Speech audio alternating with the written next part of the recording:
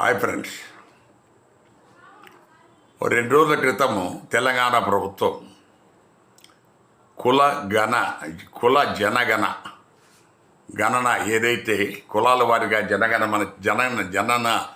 జనగణన చేశారో దాన్ని ప్రకటించటం జరిగింది.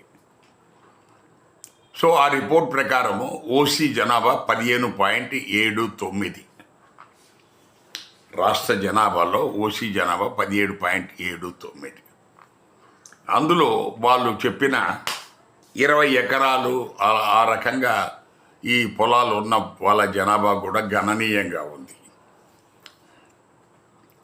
అందులో జైన్లు, రెడ్లు ఇలా వీళ్ళందరికీ ఉన్నట్టుగా చూపటం జరిగింది.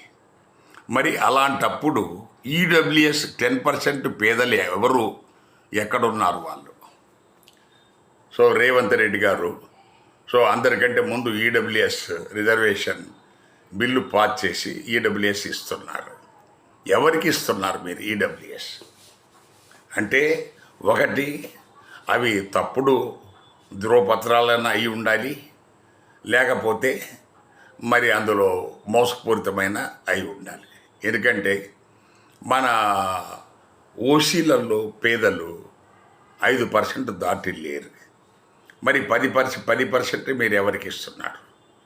సో దయచేసి ఈ ఈడబ్ల్యూఎస్ను పునఃపరిశీలించి మీరు ఈ ఈడబ్ల్యూఎస్ సర్టిఫికెట్లు ఇచ్చే వాటినన్నిటి కూడా మళ్ళీ ఒకసారి రీచెక్ చేసి ఎవరైతే నిజమైన పేదలో వాళ్ళ వరకే పరిమితం చేయండి.